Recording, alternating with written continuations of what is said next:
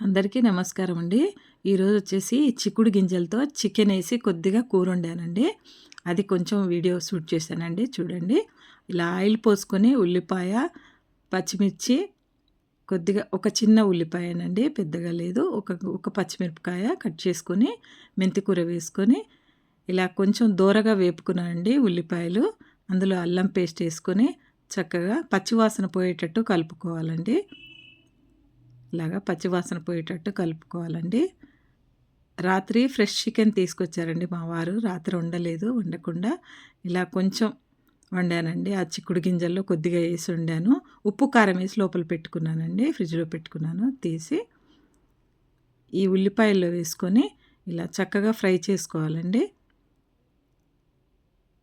చక్కగా ఫ్రై చేసుకున్న తర్వాత మనము మూత పెట్టి ఫ్రై చేసుకోవాలండి. దీన్ని అలా మంచిగా మగ్గుతూ ఉంటుందండి. కొంచెం మధ్య మధ్యలో కలుపుకోవాలండి, అడుగంటకుండా. కొంచెం మందపాటి గిన్నె పెట్టుకుంటే మంచిదండి దీనికి. ఈ చిక్కుడు గింజలతో చికెను ఈరోజు నేను కొత్తగా వండానండి, ఎప్పుడు వండలేదు ఇలాగా.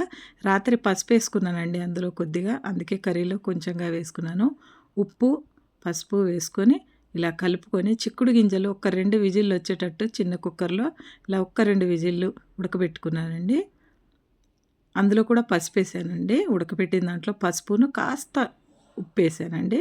ఉప్పేసి చక్కగా ఉడకబెట్టుకొని ఈ రెండిటిని ఇలా మంచిగా కలుపుకోవాలండి. మూత పెట్టి చక్కగా సిమ్లో ఉడికేటట్టు వదిలిపెట్టాలండి. ఇలా ఫ్రెష్ మెంతి కూర వేసుకోవాలండి. మెంతి కూర ఉల్లిపాయలు వేసుకుంటే మాడిపోతుందండి, కూర చేదొచ్చేస్తుంది, వేసుకోకూడదు. ఇప్పుడు మనకి చలికాలంలో చక్కగా మెంతి కూర వస్తుందండి. ఆ మెంతి ఆకుతోటి ఏమేమి రకాలు చేసుకోవాలో చక్కగా చలికాలంలో చేసుకోవచ్చండి మనము. కొంచెం కారం కారంగానే చేసుకోవాలి. ఇవి రోటీతో తినాలండి ఇవి. ఇలా 2 టమాటాలు, చిన్న సైజు 2 టమాటాలు వేసుకున్నానండి. చక్కగా మగ్గనివ్వాలి మూత పెట్టి కలిపి. అలా సిమ్లోనే ఉడకనిచ్చి కొంచెం అంత ఒక స్పూన్ పెరుగు వేసుకున్నా అండి టేస్ట్ కోసం. కొంచెం అంతే వేసుకున్నా అండి. ఈ పెరుగు టమాటో వేసినా కూడా కారం వేస్తానండి నేను. మంచిగా కారం తింటారు మా ఇంట్లో. చక్కగా కారం వేసుకోవాలి.